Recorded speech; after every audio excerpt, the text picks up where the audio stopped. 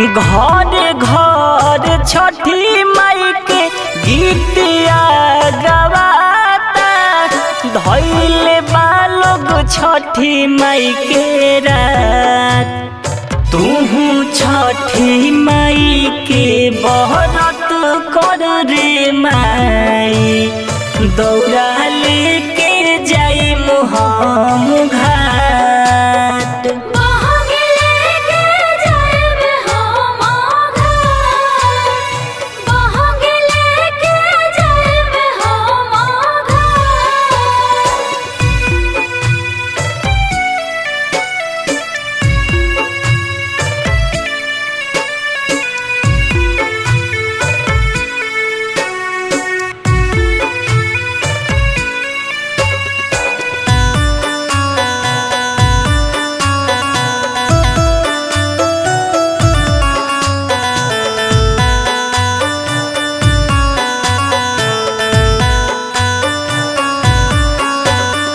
सुनर सुनर फलावा से कलश सजा के दीहे अरग माई जल बीच जाके।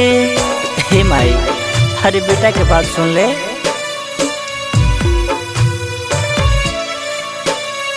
सुनर सुनर फलावा से कलश सजा के दीहे अरग माई जल बीच जाके। होते भोर दर्शन देखई है अदि तुमल जो हेलीती वही सब बात। तूहू छठी माई के बहरत कर रे माई दौड़ा लेके जाई हम घाट।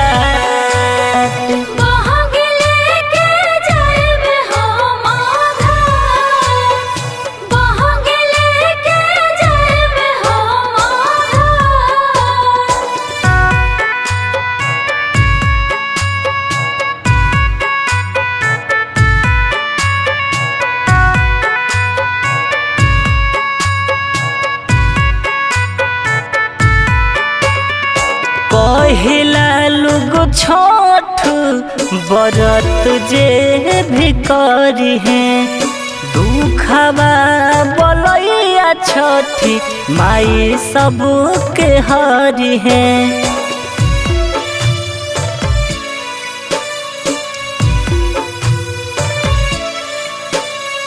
कहिला लोग छठ के बरत जे भी करी है दुखवा बलैया छठी माई सबके हरी है।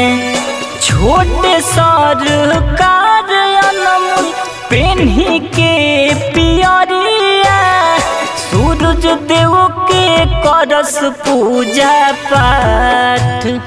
तूहू छठी माई के बहरत कर रे माई दौड़ा लेके जाई छठी घाट।